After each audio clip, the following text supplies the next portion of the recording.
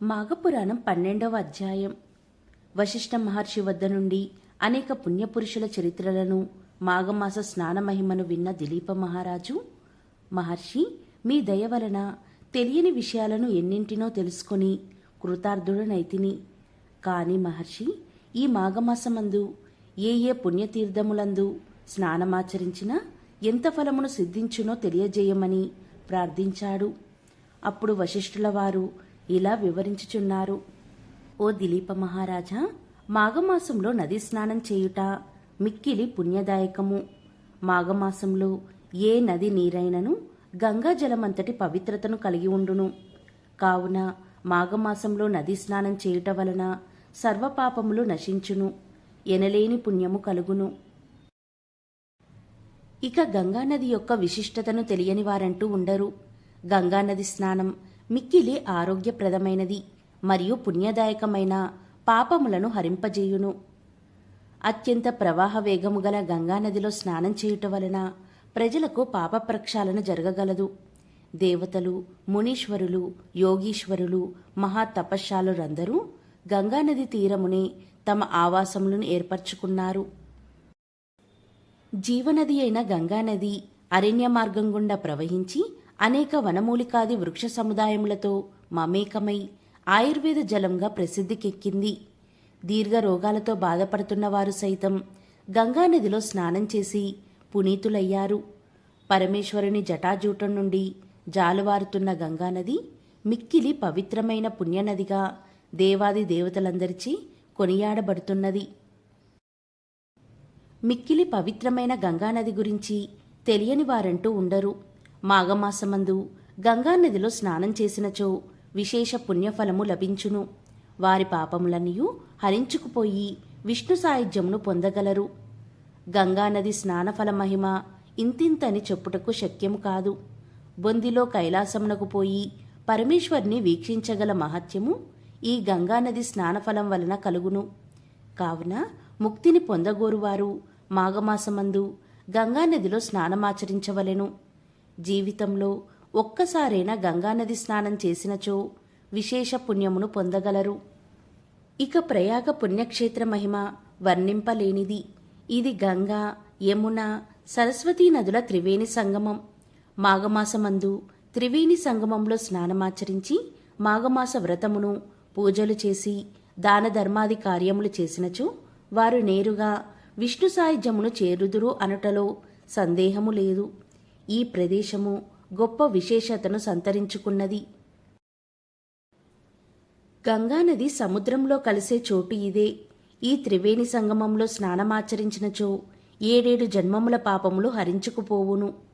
మాఘమాసమందు త్రివేణి సంగమంలో నదీ స్నానం చేసి వ్రతాలు, పూజలు, దాన ధర్మాది కార్యములు చేసి విష్ణు దేవాలయములు, శివాలయములు, ప్రసిద్ధ దేవాలయములు ఇత్యాదులను దర్శించినచో విశేష పుణ్యఫలం లభించును. మరో జన్మ అంటూ ఉండదు. జన్మరాహిత్యమును పొంది విష్ణులోకమున శాశ్వత స్థానమును పొందగలరు. కావున ప్రతి ఒక్కరూ మాఘమాసమందు త్రివేణి సంగమమునందు స్నానమాచరించి ముక్తిని పొందండి. గోదావరి దక్షిణ భారతదేశంలో ప్రసిద్ధి పొందిన నదీ పుణ్యక్షేత్రం. దీనికి గౌతమీ నది అనే పేరు కూడా కలదు. ఇది పడమటి కనుమలకు దగ్గరలోనున్న నాసికా త్రయంబకమనే పుణ్యక్షేత్రమందు పుట్టుచున్నది. గౌతమ మహర్షి తన గోహత్య దోషమును నివృత్తి చేసుకున్నటకు ఈశ్వరుని గురించి ఘోర తపస్సును చేశాడు. ఈశ్వరుడు మెచ్చుకొని గోహత్య ప్రదేశము మీదుగా గోదావరిని ప్రవహింపజేసి ఆ ప్రదేశమంతటిని పవిత్ర పుణ్యప్రదేశమయ్యేటట్లు చేశాడు. కావున మాఘమాసంలో గోదావరి నది స్నానం అత్యంత శ్రేయోదాయకం, పవిత్రం, పుణ్యప్రదం, సర్వపాపములను హరింపచేయును, ఇహపర సౌఖ్యములు సిద్ధించును.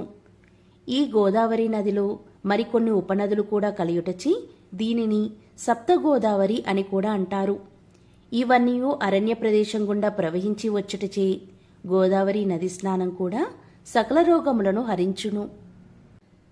ప్రతి సంవత్సరం వచ్చు వరద గోదావరిలోనూ మాఘమాసమందును ఈ నదీ స్నానం చేసినచో ఆరోగ్య ఐశ్వర్యములు ప్రాప్తించును. ఇంకను పరంతప మరియు ప్రభాసం అనే క్షేత్రములు కూడా ప్రసిద్ధికెక్కాయి. పరంతప నదీ తీరమందు శివుడు లింగాకారంలో వెలిసియున్నాడు. ప్రభాస క్షేత్రమందు స్నానం చేసినచో బ్రహ్మహత్య మహాపాతకములు కూడా హరించుకుపోతాయని ప్రతీతి. దీనికి నిదర్శనం ఏంటంటే, ఆదిదేవుడైన పరమశివుడికి మరియు విష్ణువు యొక్క నాభికమలమందు ఉద్భవించిన సృష్టికర్త అయిన బ్రహ్మకు 5 తలలు ఉండేవి. అందుచేతని వారిద్దరిని పంచముఖేశ్వరుడని, పంచముఖ బ్రహ్మ అనే పేర్లతో పిలుస్తారు. ఒకనాడు పరమశివుడికి బ్రహ్మకు వాగ్యుద్ధం జరిగింది.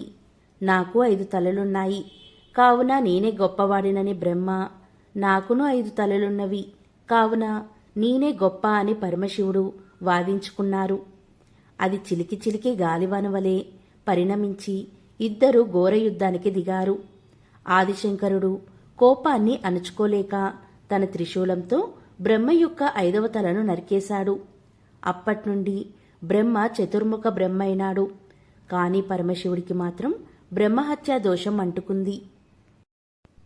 బ్రహ్మహత్యా దోషం అంటుకున్న పరమశివుడు భయపడి ఈ దోషం ఎలా నివారణ అవుతుందోనని బ్రహ్మతలను చేతపట్టుకుని ముల్లోకాలు తిరగసాగాడు. అలా తిరుగుతూ ఉండగా క్రమంగా శివుని చేతిలోని బ్రహ్మతల ఎండిపోయి కపాలంగా మారిపోయింది. అంటే పుర్రెగా మారిపోయింది. శివుణ్ణి ఆదరించడానికి ఎవరూ ముందుకు రాలేదు. చేసేది లేక శివుడు ఆ కపాలంతోనే భిక్షను స్వీకరిస్తూ భూలోకానికి చేరుకున్నాడు.